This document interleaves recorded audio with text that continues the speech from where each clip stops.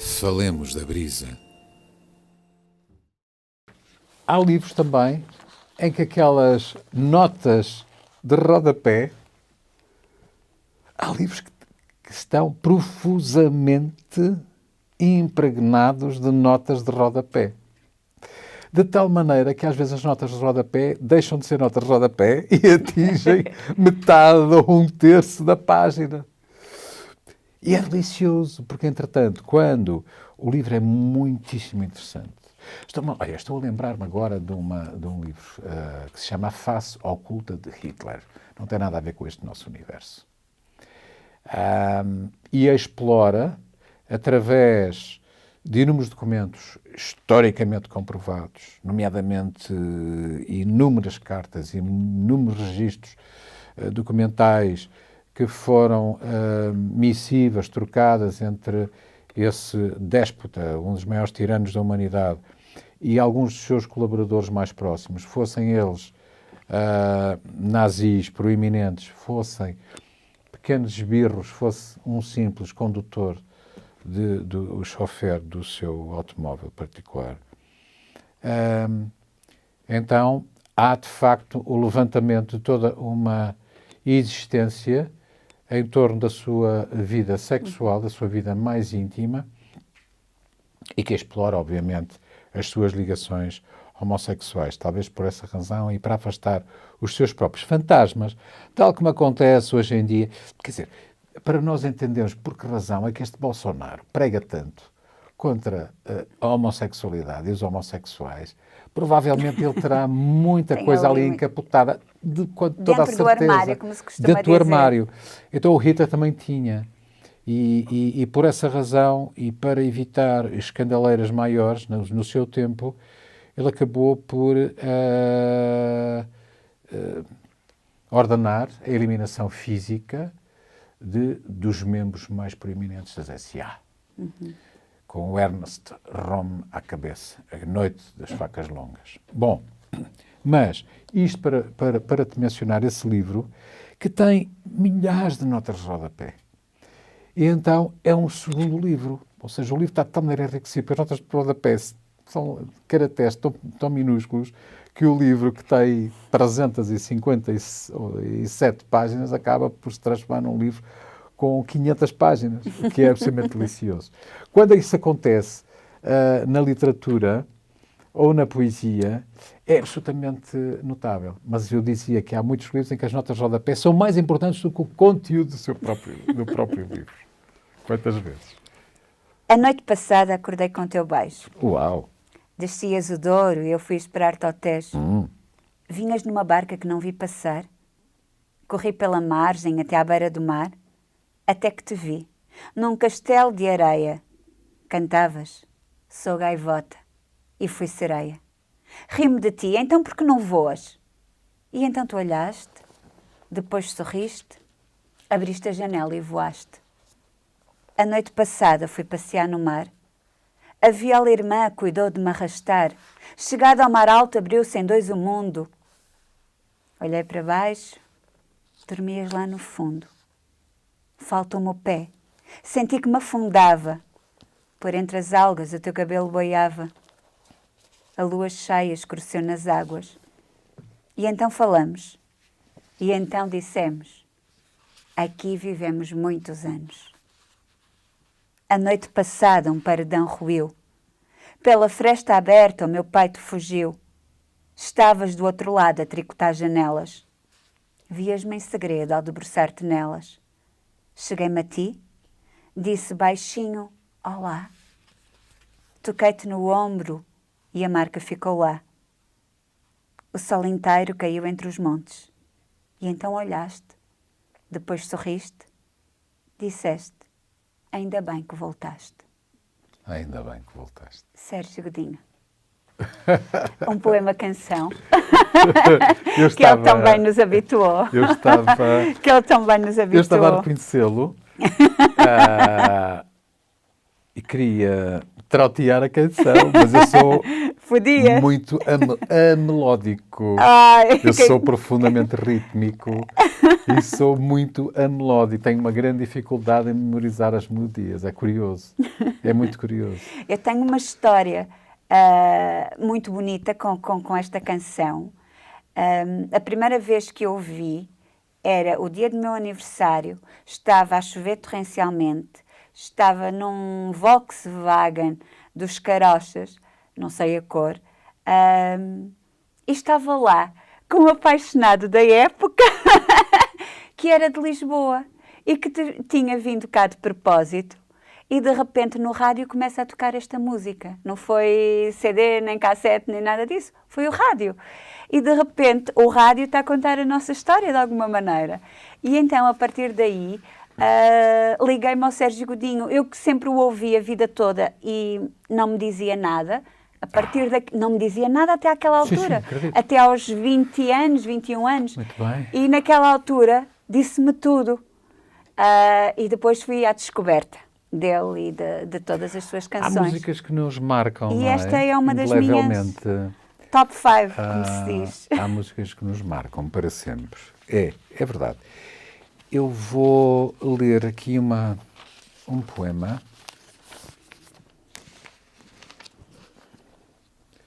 Esta era uma reunião da Casa de Mateus, que se chamava Poetas em Mateus, e que todos os anos editava um pequeno livro com uma tradução, que era normalmente uma tradução coletiva, por vários dos nossos grandes poetas, entre eles a Rosa Alice Branco, o Nuno Júdice, a Adília Lopes, a Maria Carlos Loureiro, o Gaetan Martins de Oliveira, o António Osório, o Laureano da Silveira e o Pedro Taman, e que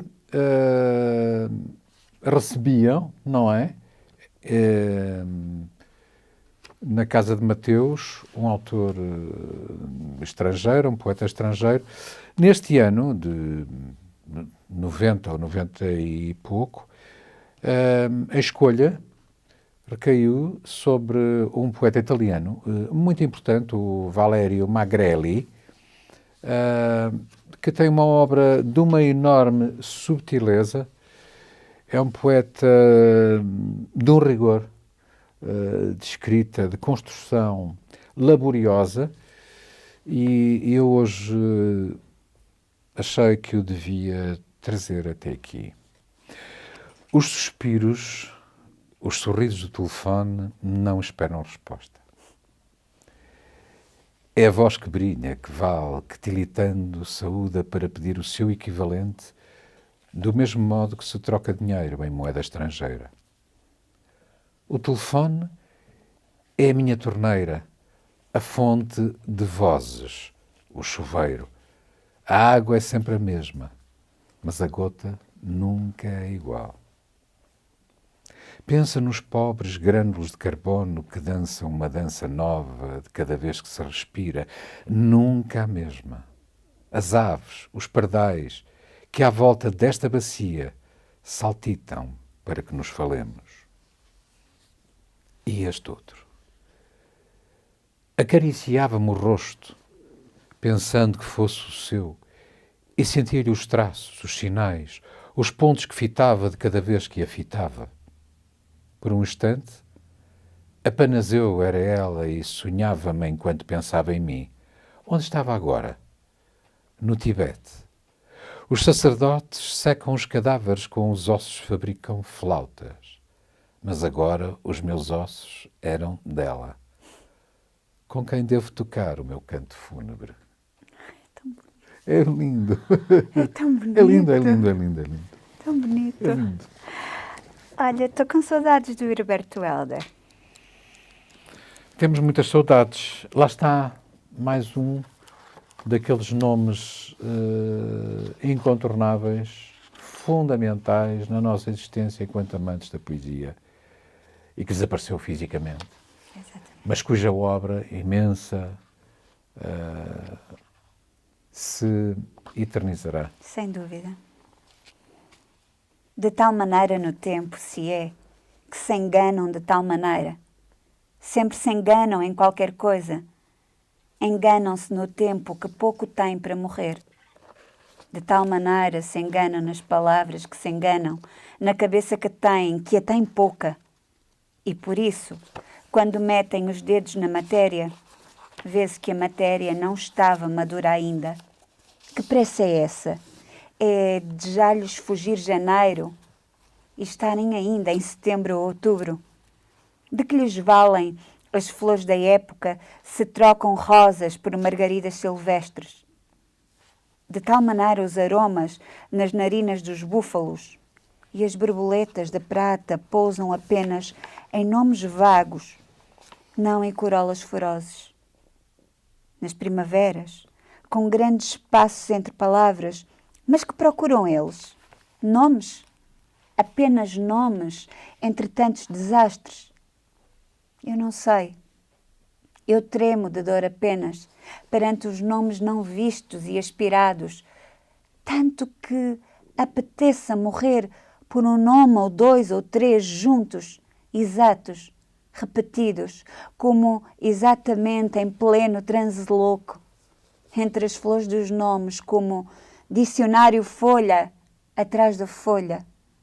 E mesmo assim, é como uma espécie de medo, com um tremor no fundo da nossa idade, que vamos ver onde estão as pessoas que fugiram da nossa vida. E quando foi que lhe tocamos? Ou na camisa, ou no cabelo, ou no acaso nos dedos? E que nomes eram os nomes deles, entre todos os nomes da terra? E quando foi? Se foi na descoberta, ou nos fins dos meses, ou a meio de uma tarefa leve, como pentear-se, ou ressuscitar em plena luz pela primeira vez, ou pela última vez, logo antes de sair das trevas, para as grandes danças entre o ar e a água.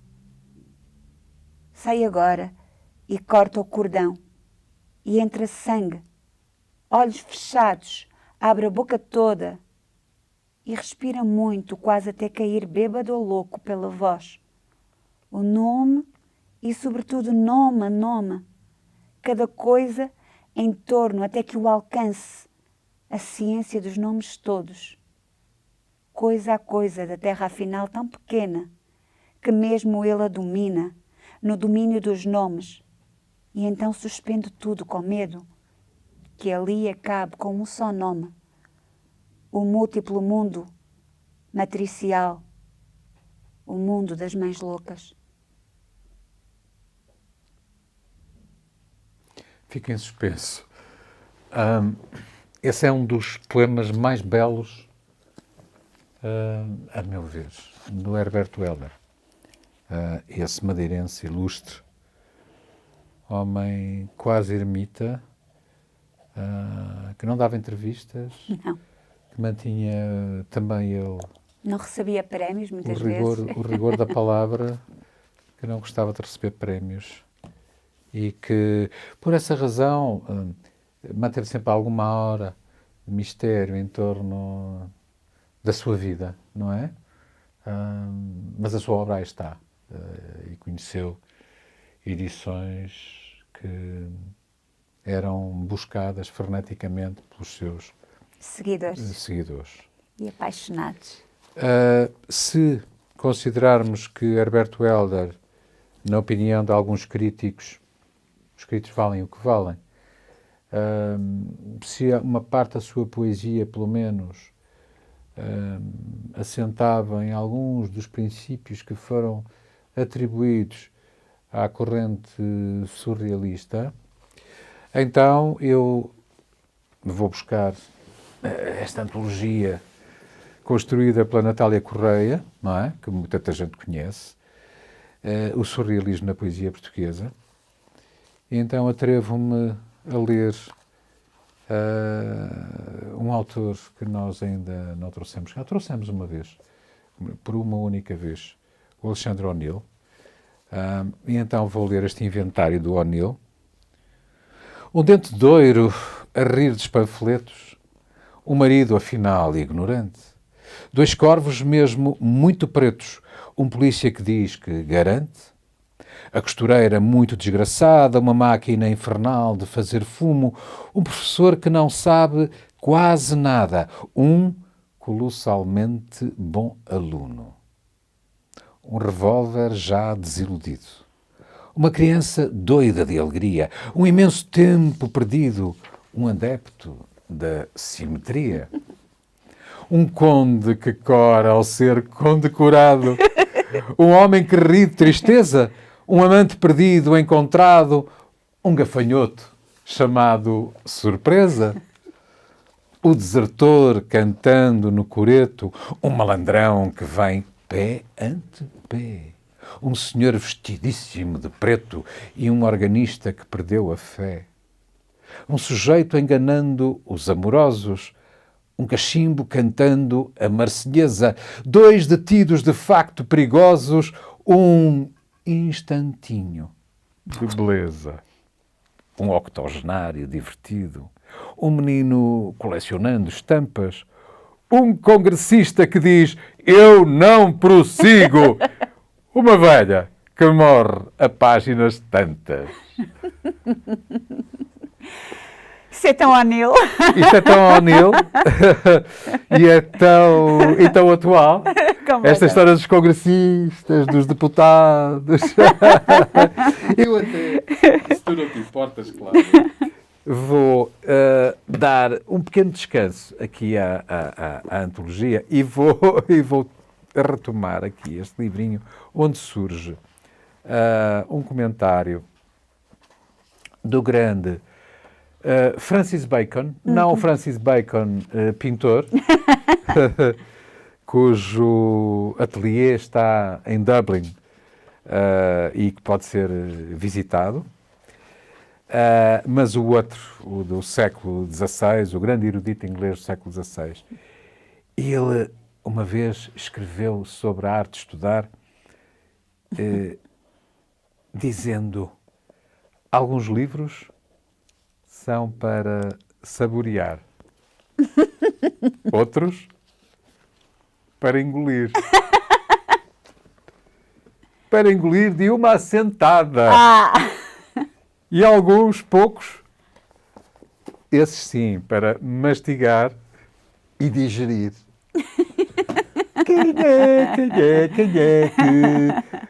Quem é que mastigou uma folha A4 com um documento importante que a polícia judiciária buscava? Quem é que mastigou e engoliu uma folha A4? Olha, eu tenho aqui um livro que é para deliciar. É uma autora... Eu já trouxe este livro várias vezes comigo e nunca li nenhum poema dela. Isso é engraçado. O nome dela é Rupi Kaur. Ela vive no Canadá, mas é de origem indiana. Este é o primeiro livro dela, Leite e Mel, e saiu agora, este outono, o segundo livro dela. O livro é muito bonito, além de ter esta capa preta com estas letras e desenhos prateados, tem uns desenhos dentro feitos por ela. E o livro foi uma espécie de ela se encontrar com ela mesma. E eu encontrei-a por acaso. Acho que me apaixonei numa livraria pelo livro, porque acho de facto muito bonito. Olha que linda esta capa. E tive curiosidade em ver o que é que estava dentro da capa. E identifiquei-me com alguns dos poemas. Disseste, estava escrito, o destino juntar-nos-á de novo. Por momentos fico a pensar se és mesmo assim tão ingênuo, se acreditas mesmo que o destino funciona assim. Como se vivesse no céu a olhar cá para baixo para nós, como se tivesse 5 dedos e passasse o tempo a mover-nos como peças de xadrez, como se não fossem as escolhas que fazemos. Quem te disse isso? Diz-me, quem te convenceu de que te deram um coração e uma cabeça para não os usares, de que as tuas ações não determinam o que será de ti? Quero gritar e berrar que somos nós, idiota. Só nós podemos juntar-nos de novo. Mas fico quieta a sorrir levemente por entre lábios trêmulos, a pensar: não é tão horrível quando é tão óbvio para nós e para outra pessoa não. E ficas por aí? Não. Tens coragem? Não, tenho mais! Tenho mais! Só estava à espera que tu pedisses muito. E como estás a pedir muito? Não vou fazer birra, não. Não, faz birra, faz. Não, lê agora tu. Não. Ai, sim? Sim, e Bom, se quiseres... eu continuo aqui E nesta toada surrealista, desta vez com um autor que, imagina tu, nos anos 50 do século passado, portanto há 60 anos, 60 e poucos anos, 70 anos, foi internado no Telhal, ali perto de Lisboa, não é? E foi submetido a eletrochoques de uma forma tão violenta, tão violenta, Isso tão era violenta. tão comum. Era tão comum, infelizmente. tão comum. Até o nosso Egas Muniz, que foi um dos 2 prémios Nobel, não é? Ele trabalhou nesse Ele sentido. trabalhou nesse sentido.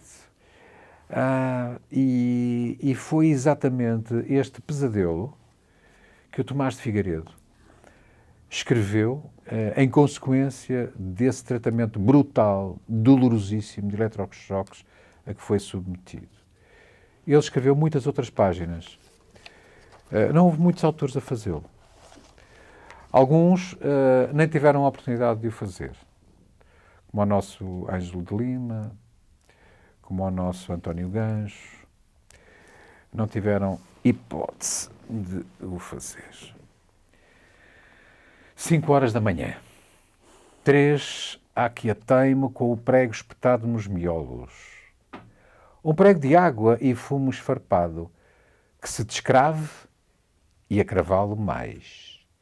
Tossem no corredor e chiam rodas, que é, já sei, um doido que morreu que levam ao depósito mortuário, talvez, mas só hipótese. Ao responso, julgo, talvez, à cova. Esse o costume. 6 horas da manhã. Rompe-me um doido pelo quarto, de boina enterrada. É o doido da faxina. A boina zanga-me.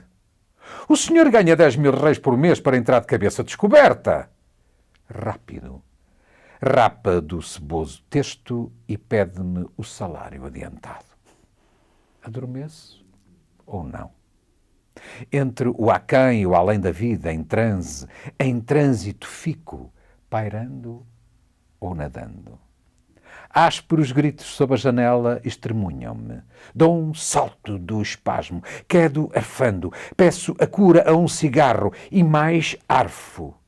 São os pavões heráldicos da cerca, tão belos como estúpidos aos gritos. Belos? Eu disse belos. Belo, só um.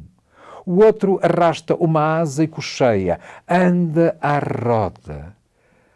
A par do prego em que penso, que algum doido partiu a asa partida. Mancou a perna tesa do que manca e dou-me a figurar como seria. Pontapé, esticão, uma dentada, foge-me a perna, só não me foge o prego. Meio-dia já, mas por que espaços, mundos, por que abismos e nuvem rebolei? Tenho de pôr-me a pé, mais um nadinha, só um nadinha, a ver se o prego expulso. O dador desse prego, esse bisonte, e penso no bisonte, a ver se o anulo, se até o forço a não ter nascido, a nem sequer terem nascido os pais, avós e bisavós, a geração. Que fabuloso híbrido! Em retalhos de feras e de bichos pré-históricos, ganhador às visões do apocalipse. Olhos de chimpanzé. Cornos de búfalo, patorras de elefante e logo 6. Língua de lobo, arca de gorila, respectivo ronco de caverna, picos de porco-espinho, couro e asno, espinhaço e andar de dinossauro. Um rabo em leque, um rabo de peru. Abre-se a porta. Eis O quê, Cláudia? Eis uma bata branca. É o Barbeirola. É o Barbeirola e traz a tralha toda. Que vá embora! Que me deixe em paz! Arreda a cama. A bruto repelão. Chega-me à cara o pincel dos tolos, dos de queixo babado e dos herpéticos. A navalha tem trava de serrote. Leva-me a pele, deixa ficar os pelos. Arre! Passa das marcas! Vai rapar a honrada pera do cabrão de seu pai! E não deixo. E a teimo. E ameaço de fazer queixa ao santo diretor. Que mal por mal, que me barbeio eu. Ri-se. Escarnece! Barbear-me? Boa! Olha um doido a ter navalha sua.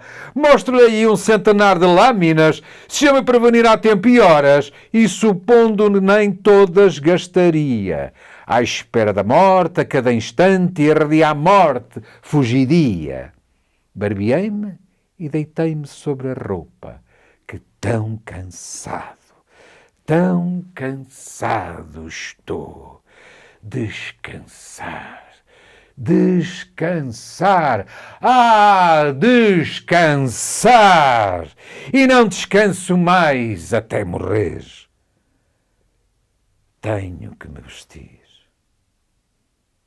que ir almoçar, calçar meias, mas não paga a pena. Já nada paga a pena. Antes que o prego saia e retome esta cabeça livre. Mas o prego não sai. O prego não sai. Não sai.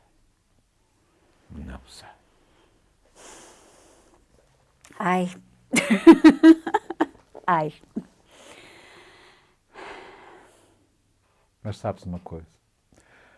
O Tomás de Figueiredo relatou,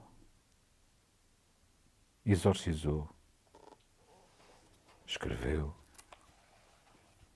Esses dias.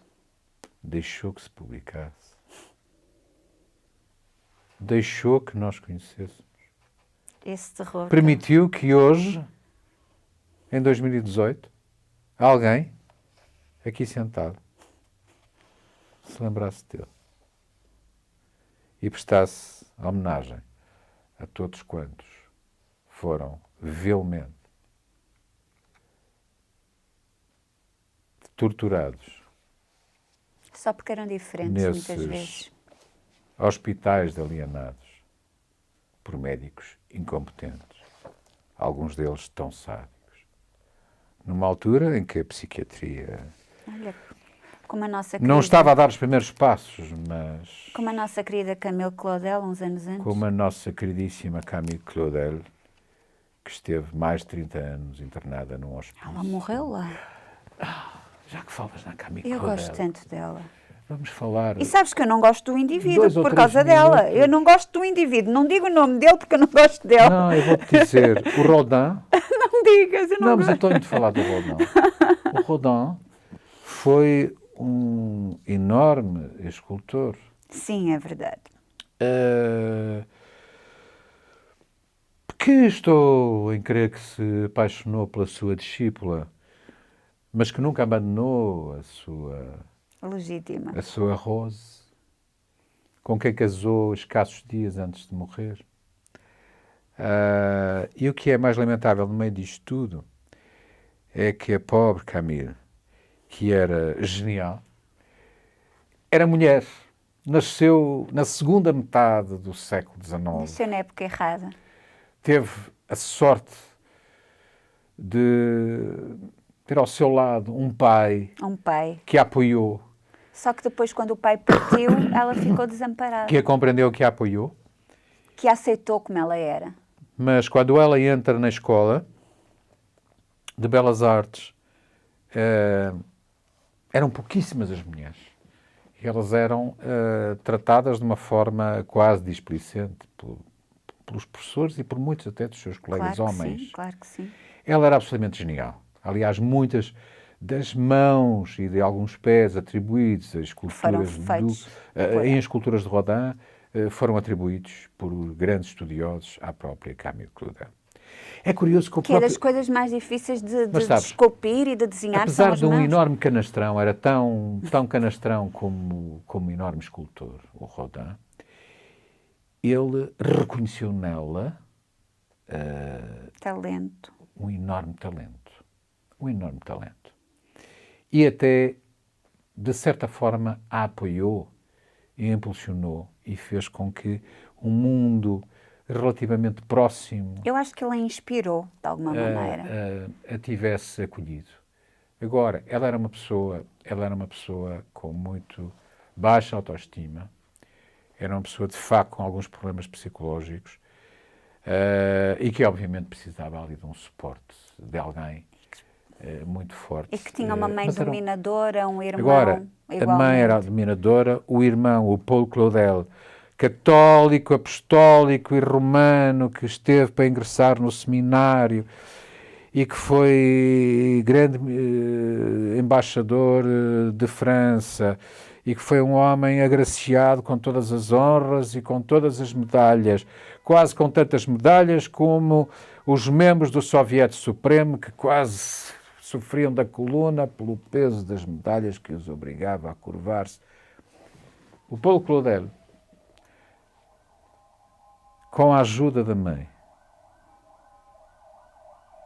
desterrou-a para um manicômio.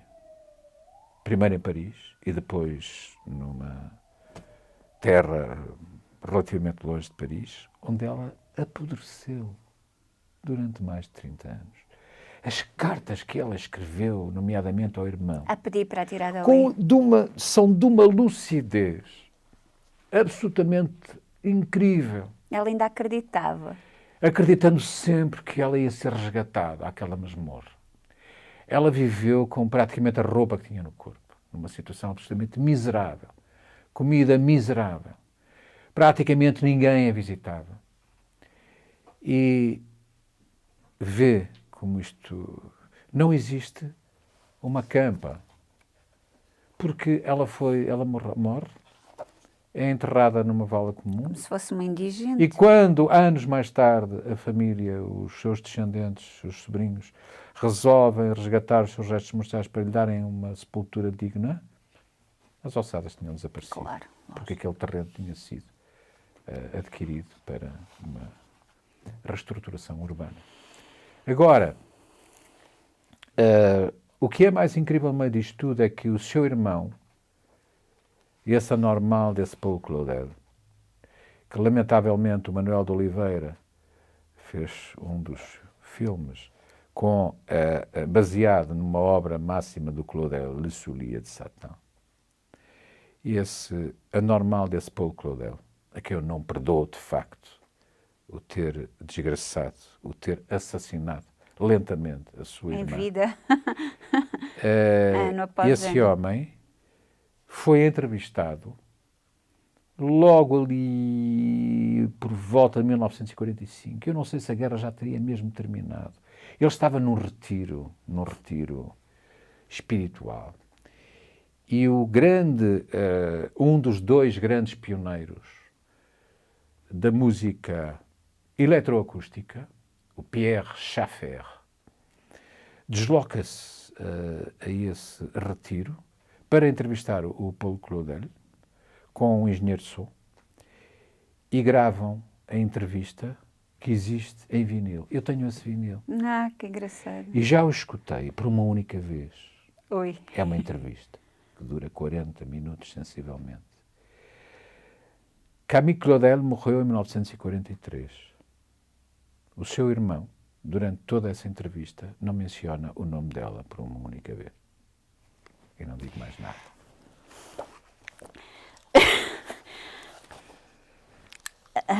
Embeleza.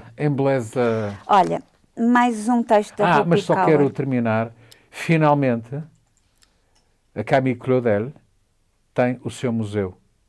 Porque, E é merecido. ironicamente, uma parte da sua obra estava colocada numa sala à parte no Museu Rodin durante dezenas de anos. Finalmente, ela tem o seu museu. É verdade. E é merecido. Rupi Kaur.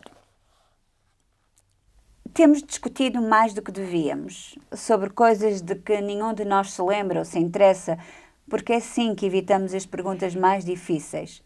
Em vez de perguntarmos por que não dizemos amo-te um ao outro tantas vezes como costumávamos, discutimos por coisas como quem é que se devia ter levantado e apagado as luzes primeiro, quem é que devia ter posto a pizza no forno depois de chegarmos do trabalho. Fazemos pontaria aos pontos mais vulneráveis um do outro. Metemos a mão na ferida, meu querido. Sabemos exatamente onde dói. E esta noite está tudo em aberto. Como daquela vez em que sussurraste um nome quando dormias, que tenho a certeza que não era o meu. Ou na semana passada, quando disseste que ias trabalhar até tarde. Por isso liguei-te para o trabalho, mas disseram que já tinhas saído há 2 horas. Por onde andaste nessas 2 horas? Eu sei. As tuas desculpas fazem todo o sentido do mundo. E sou eu que exagero sem nenhuma razão e acabo a chorar, mas afinal, do que estavas à espera, amor? Amo-te tanto. Desculpa por ter pensado que estavas a mentir. É nesse momento que levas as mãos à cabeça, frustrado, meio a pedir-me que pare, meio cansado e farto de tudo. O veneno da nossa boca fez buracos nas nossas bochechas. Não temos tanta vida como dantes. Menos cor nas faces, mas não te iludas. Por mais mal que seja, ambos sabemos que continuas a querer pregar-me ao chão. Especialmente quando grito tão alto que acordamos os vizinhos e eles vêm a correr, bater à porta para nos salvar. Amor, não abras! Em vez disso, deita-me. Abre-me como um mapa e com o dedo marca os sítios que ainda queres. Beija-me como se eu fosse o centro da gravidade e tu caísses para mim, como se a minha alma fosse o ponto focal da tua e quando a tua boca beijar não a minha boca, mas os outros lados. As minhas pernas afastar-se-ão automaticamente e é então que te puxo para mim, que te dou as boas-vindas. A casa. Quando a rua inteira observar pelas janelas e se perguntar a que se deverá tanta agitação e os carros de bombeiros chegarem para nos salvar sem conseguirem perceber se as chamas deflagraram por causa do ódio ou da paixão. Então sorrio. Atiro com a minha cabeça para trás, arqueio o meu corpo como uma montanha que desejas partir ao meio. Como se a tua boca tivesse o dom de saber ler e eu fosse o teu livro preferido. Descobre qual é a tua página preferida no ponto fraco entre as minhas pernas e lê com cuidado, fluidamente, com emoção. Não te atrevas a deixar uma única palavra por tocar e eu prometo que o meu final será tão bom. As últimas palavras chegarão por fim a correr para a tua boca e quando tiveres terminado, senta-te, porque será a minha vez de fazer música com os meus joelhos pregados ao chão. Meu amor, é assim que arrancamos as palavras um ao outro, com os movimentos frenéticos das nossas línguas. É assim que conversamos, é assim que fazemos as pazes. Como fazemos as pazes? Rupi Kaur. Isso é lindíssimo. Essa imagem do corpo ser um livro e de se poder ir folheando esse livro, não é? Essa imagem é muito forte e é muito erotizada, das páginas entre as pernas e poderem ser folheadas. Eu acho isso absolutamente encantador. Muito bom, e lês muitíssimo bem. E eu queria...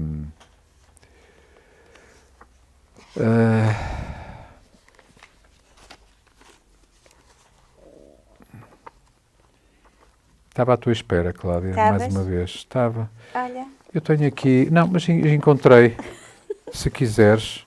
eu tenho aqui uma delícia. A sério? A sério, é uma delícia. Encontrei-o há uns tempos atrás. Eu acho que cheguei a ter 2 ou 3 ideias e fiquei com este exemplar. De quem? Sá Carneiro em Azulejos. São textos... Então, eu Olha, estou tentado a... tenho aqui a nota de edição. E na A nota de escutar. edição diz: os 8 contos aqui apresentados, reunidos em livro pela primeira vez, constituem também os primeiros testemunhos impressos da atividade literária de Mário de Sá Carneiro, publicados entre 1908 e 1909 na revista semanal Azulejos. Sá Carneiro contava então 18 anos. Estes contos apresentam já, de um ponto de vista temático, as principais obsessões que iremos encontrar no escritor da breve maturidade. Isto é um pequeno excerto. Tinha a idade do Rimbaud. E então, aqui, estes textos, eu apaixonei-me por este livro, estes textos são todos muito fortes, muito. Amavam-se loucamente, com um tão grande amor que só poderia ser vencido pela morte. Em breve iriam pertencer um ao outro. Ela, órfã de pai, vivia com sua mãe, uma senhora de 50 anos, que pelos desgostos aparentava ter mais de 60. Mãe e filha eram extremamente parecidas. E ele dizia, até muitas vezes sorrindo, quando olho para tua mãe, vejo-me transportado daqui a muitos anos, quando formos velhos, quando fores uma avózinha. Se a desgraça não dura sempre, a felicidade muito menos. Num domingo, a pobre senhora morreu. Era precisamente no dia seguinte que os dois jovens se deviam casar. Em vez de beijos, lágrimas. Ele quis despedir-se da morta, acercou-se do seu leito, curvou-se e pousou os lábios na gélida face. No mesmo instante, porém, recuou, os cabelos em pé, os olhos desmesuradamente abertos. É que o rosto que ele via, contraído num esgar horripilante, era a caricatura horrível daquela que desejaria cobrir de beijos. O seu amor não pôde resistir a esta terrível visão. Sim, desde esse momento, como unir à sua essa boca que tanto apetecera, se ao beijá-la julgaria encontrar, em vez de uns lábios fermentes e tépidos, outros gelados e hirtos. Como estreitar esse corpo que ambicionara confundir com o seu, se a imagem aterradora de um cadáver hediondo se ergueria diante dos seus olhos alucinados? Como sim, como? De forma alguma. Por isso partiu para uma pequena viagem. Nunca mais voltou. Quem ousara dizer que mais uma vez o amor não foi vencido pela morte? Foi uma outra viagem. Sabes, engraçado, foi publicado no dia 9 de janeiro de 1909. É uma curiosidade. Uma curiosidade. Está em nota de rodapé. Estavas a falar há bocadinho das notas Estava. de rodapé e tinha esta informação preciosa. Pois, e daquilo que o Francis Bacon, ou do século XVI, afirmava relativamente às notas de rodapé. Eu vou um bocadinho à frente no tempo e mais uma vez eu tenho estado hoje durante algum tempo. Antologia. Não, mas tem coisas. Mas é uma delícia. Tem coisas magníficas. E voltamos nós àquela história de nós viajarmos e levarmos um livro. É possível levar esta antologia, não é? E nós gostamos tanto de ler, se encontrarmos uma roda de pessoas que em qualquer cidade, em qualquer lugarejo por essa Europa fora, estejam a passar umas horas bem divertidas, lendo poesia, ou tocando, cantando, etc. Por que não? Pegar num livrinho destes. Sem dúvida. O Pedro Homme, o homem bisado, mais um da corrente surrealista tardia em Portugal. Alegra-me ser todas as coisas e as sombras que elas projetam. Ser a sombra dos teus seios e da tua boca. O criado smoking branco que te agita os cabelos para um cocktail estimulante e fresco. A mesa onde passo a ferro o teu corpo. as espadas, as coxas, a curva macia dos joelhos. Alegra-me ser o contorno da tua nuca e o binário motor dos teus braços.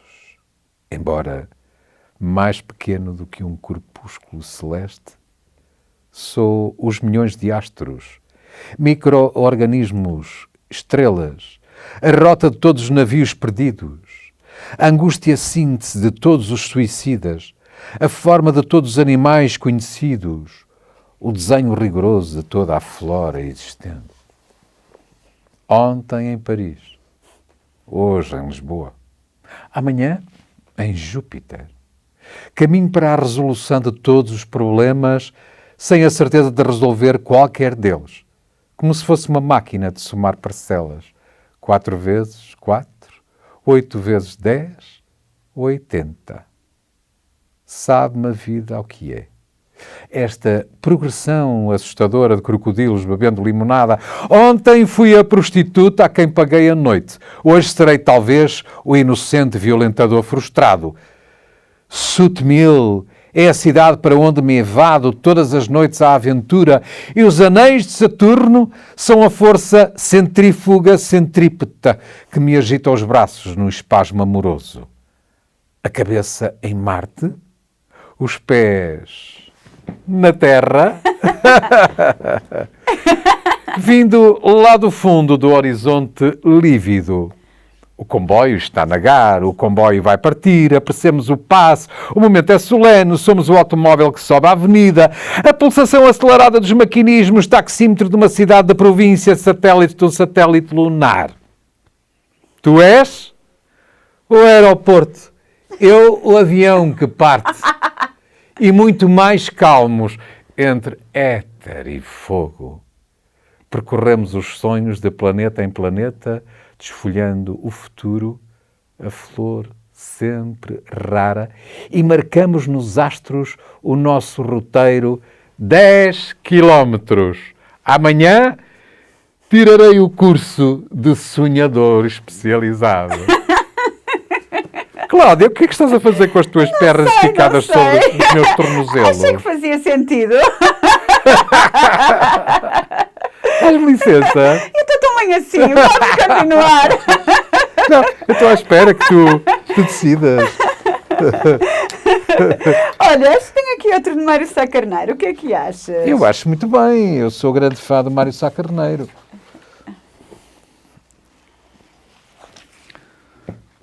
O que ele poderia ter continuado a produzir se não se tivesse suicidado naquele 26 de abril de 2016, de 1916?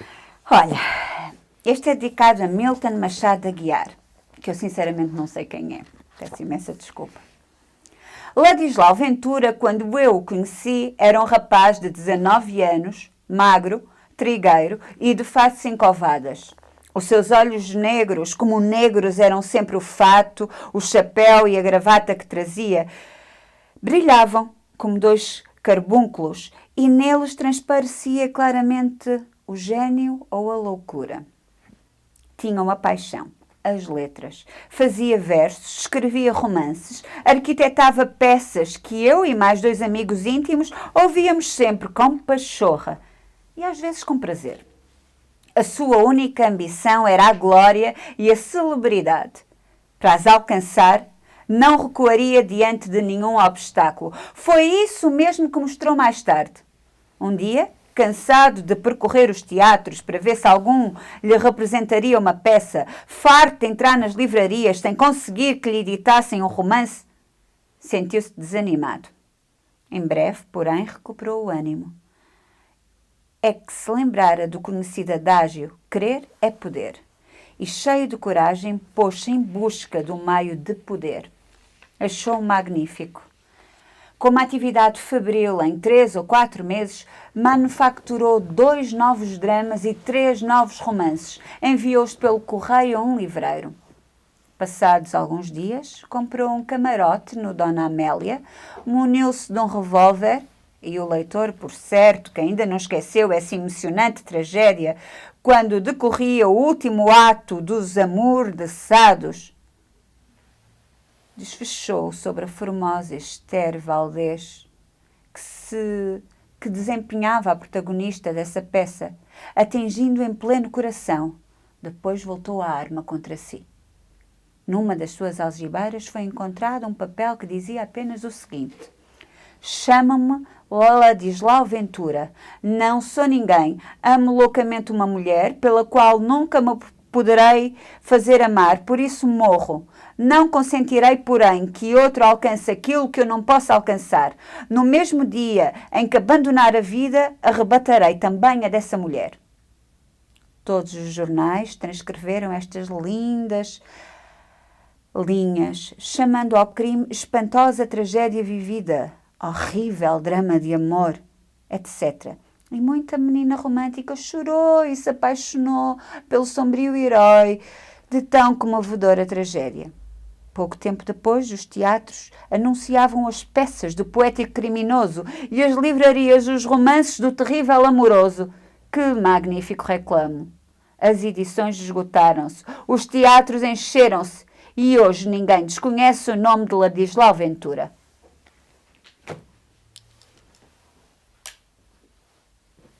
A minha dúvida é... Estou em suspenso. Será que ele estava realmente apaixonado? Será? Ou se aquele foi apenas um meio para atingir um fim?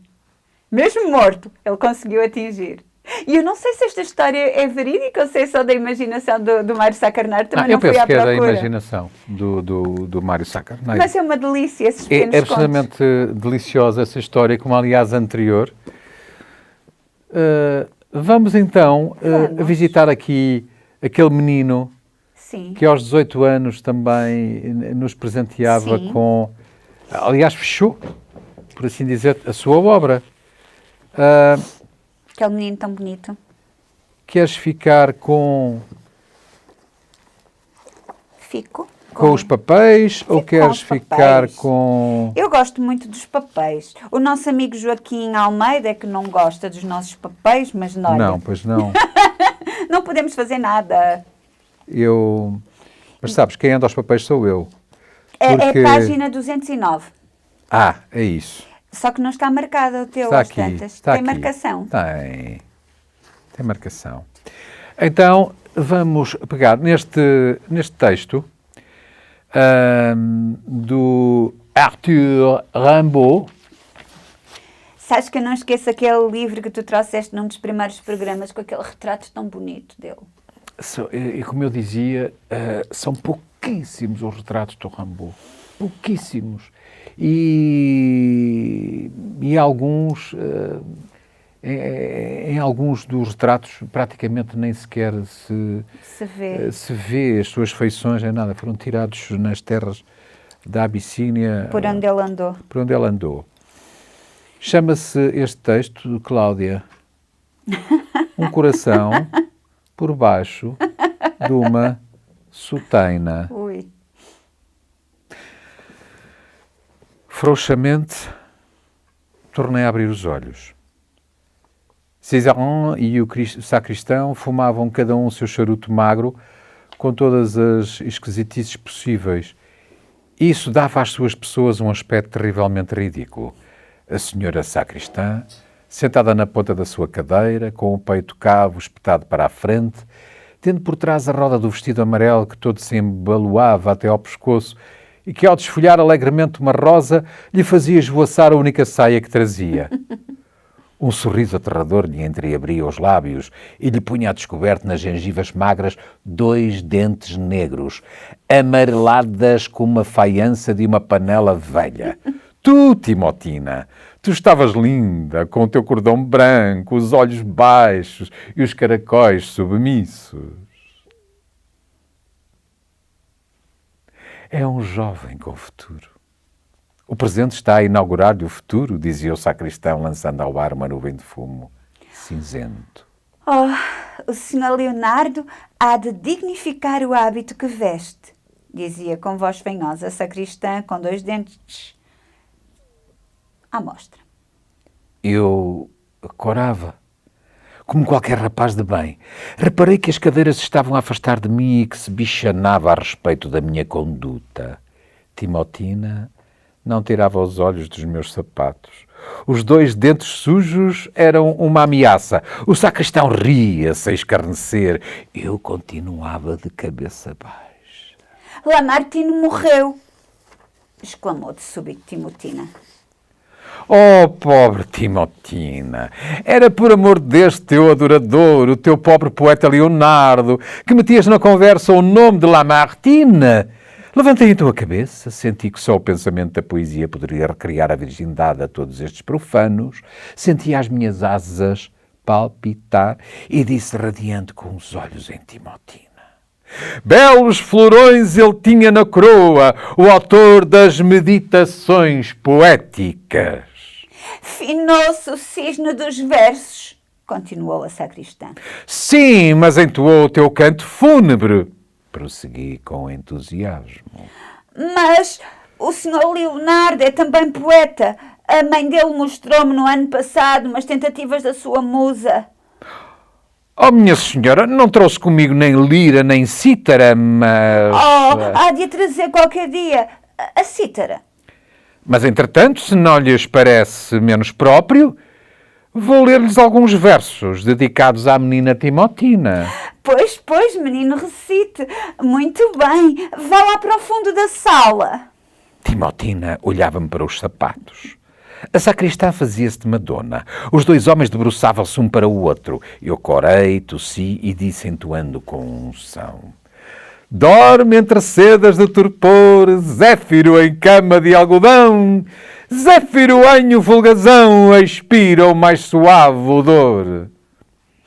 Toda a assistência se desfez em risos. Os senhores chegavam-se um para o outro a murmurar trocadilhos grosseiros. O que era mesmo terrível era o aspecto da sacristã, que, olhos no céu, se fazia de mística e sorria por entre aqueles dentes horrorosos.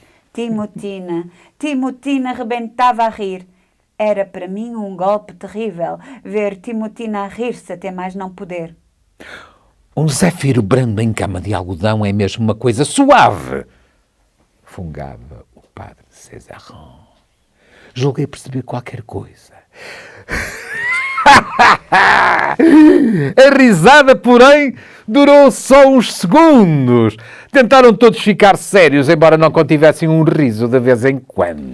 Continua, rapaz, continua, está muito bem. Quando o zéfiro vai voar da sua cama de algodão, quando uma flor o vem chamar, seu doce odor traz impressão.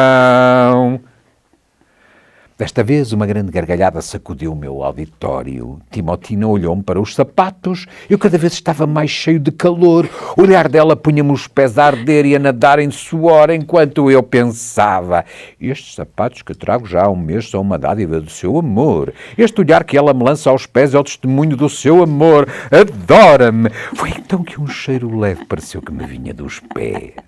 Oh, compreendi então as temerosas risadas da Assembleia. Compreendi que, perdida nesta sociedade de maldade, Timotina Labinete, Timotina Labinete, Timotina Labinete, Timotina Labinete, Timotina Labinete, Timotina, jamais poderia dar livre curso à sua paixão. Compreendi também a necessidade que tinha de renunciar a este amor doloroso em meu coração nascido, numa tarde de maio, na cozinha dos Labinete, a olhar as ancas torcidas desta virgem com a escudela. Às 4h, hora de regressar, soavam no relógio da sala. Desorientado, a arder de amor e louco de sofrimento... Peguei no chapéu e pus-me a fugir, deitando ao chão uma cadeira. Atravessei o corredor sem deixar de murmurar: amo Timotina, amo Timotina, eu amo Timotina, amo Timotina. E sem me deter, dirigi-me para o seminário. As abas da minha veste preta esvoaçavam ao vento.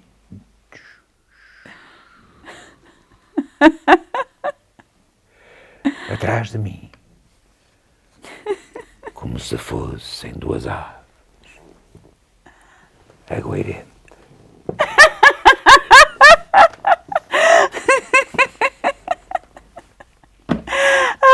esta Timotina. Esta Timotina.